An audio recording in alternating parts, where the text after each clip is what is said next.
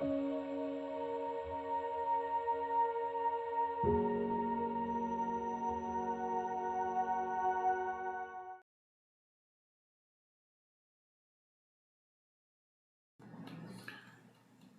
is an 81-year-old male patient who presents with right-sided weakness. The obvious question is to assess for stroke.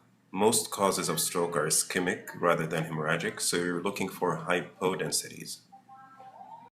If you don't see anything obvious from the onset, you have to look for subtle signs of stroke. Stroke could involve the anterior cerebral, middle cerebral, or posterior cerebral territories. The middle cerebral artery is the most commonly affected. Early sign of stroke is the presence of a thrombus which appears spontaneously hyperdense within the MCA itself. And if you look here, the MCA does not appear dense.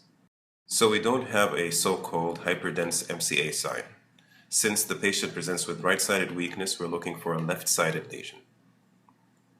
Another subtle area for MCA infarcts would be L definition of the basal ganglia, these structures here.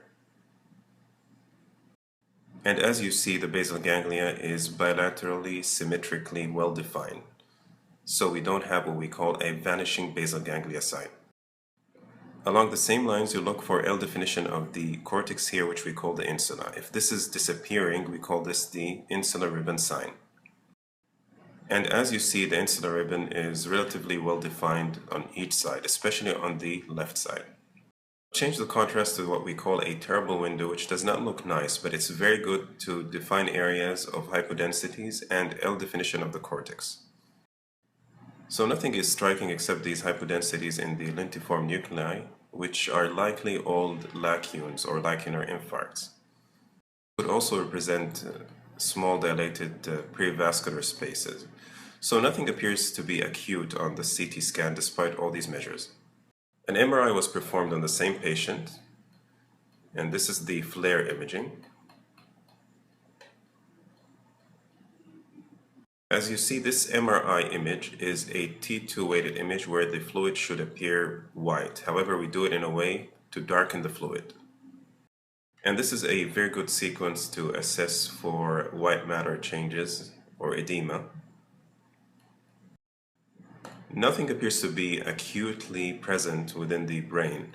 We also confirmed these areas of old changes at the lentiform nuclei. This is a T2 weighted image without darkening or inversion of the fluid. As you see, the fluid appears bright in the CSF spaces. And again, you don't see any acute findings similar to what we saw in the FLAIR acquisition. Here's a sagittal T1 image. Fluid is dark on T1 acquisitions. And as you see, the sequence does not show any obvious acute abnormalities. For junior followers, I'll set another mini tutorial to talk about the different MRI sequences for you to better understand them. This extremely important sequence here is called diffusion-weighted imaging. To simplify this for now, this is a very good sequence to assess for cytotoxic edema. Two types of edema you'd encounter with brain imaging is what we call cytotoxic edema versus vasogenic edema. Cytotoxic edema is edema that results from cellular death, such as in cases of infarction. Vasogenic edema is edema that results from increased vascular permeability, such as in cases of metastasis and primary neoplasms. I will present another case to show the differences between vasogenic and cytotoxic edema by imaging. However, for the purpose of this case, remember that diffusion-weighted imaging is very good in detecting cytotoxic edema, such as in cases of infarction.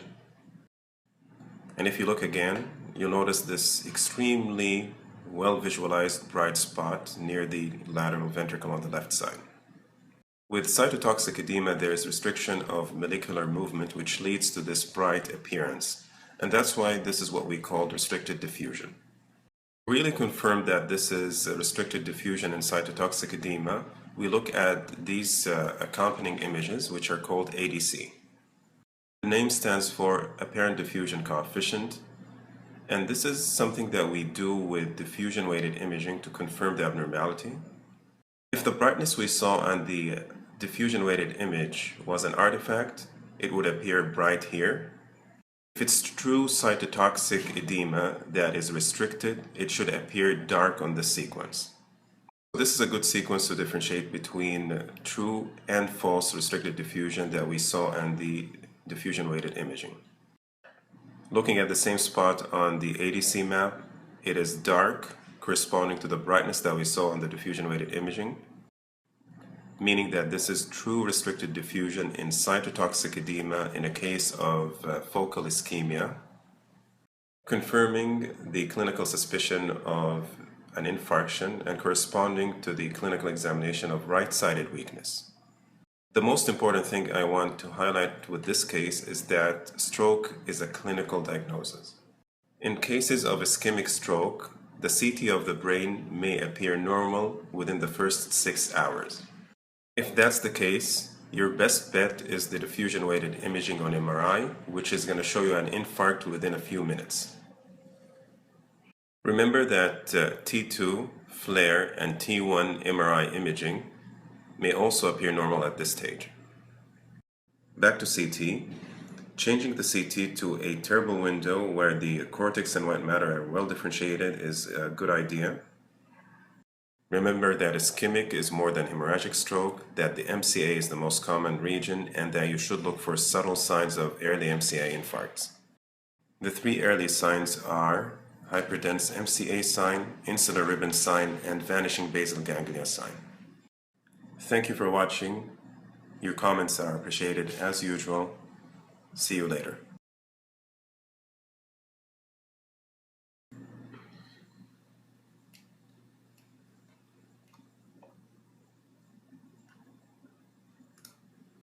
There's a large amount of ascites. The ascites displaces all the bowel loops centrally. It also leads to a unique appearance of the liver. Typical ascites does not do this. What you see here is scalloping of the liver, which is completely abnormal. This scalloping tells you that the fluid is very thick and tenacious. Fluid associated with scalloping of the liver is consistent with a condition called pseudomyxoma peritonei. Pseudomyxoma peritonei is involvement of the peritoneum by thick, mucinous-containing fluid. This usually results from benign or malignant gastrointestinal or genitourinary tumors. It is known that some adenomas or adenocarcinomas may secrete lots of mucin, and this is why pseudomyxoma happens. There are 2 types of pseudomyxoma peritonei. The type that arises from benign adenoma is called peritoneal adenomucinosis. The second type that arises from malignant adenocarcinoma is called peritoneal mucinous carcinoma. The most common etiology for pseudomyxoma peritonei is either benign or malignant mucinous secreting tumors arising from the appendix. However, this could result from tumors arising from the stomach, colon, pancreas, endometrium, ovaries, and others.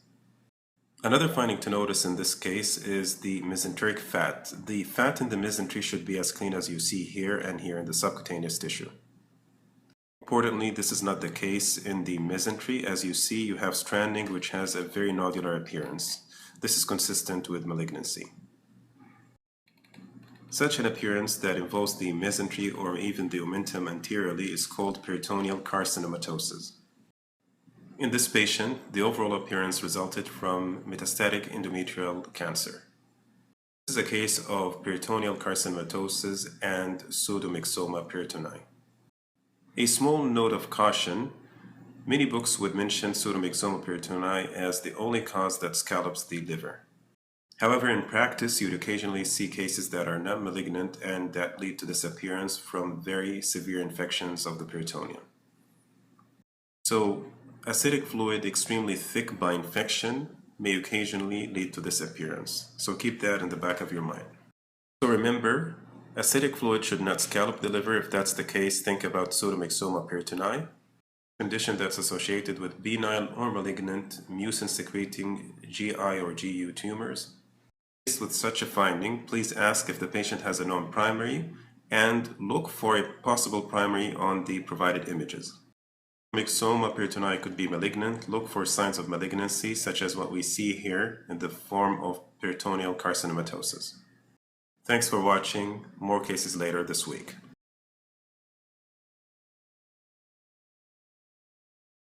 Today's case is a simple case for juniors on how to differentiate the right from the left hemidiaphragms on a lateral chest X-ray. Before we proceed, remember that the cardiac apex is to the left, so the cardiac apex touches the left anterior hemidiaphragm. This means that the hemidiaphragm that appears discontinuous anteriorly on the lateral projection is the left hemidiaphragm. Back to the lateral, if you go from posterior to anterior, you're going to see that this diaphragm is continuous all the way to the anterior part. This is the right hemidiaphragm. Let's look at this other hemidiaphragm, which is nicely seen posteriorly, but as you go anteriorly, you lose it. This is the left hemidiaphragm. This is one of the more reliable ways of differentiating the right and left hemidiaphragm on the lateral X-ray. There are other ways that we could describe later. Remember, on the lateral, the right hemidiaphragm is continuous anteriorly, while the left hemidiaphragm is discontinuous. Thanks for watching and see you later.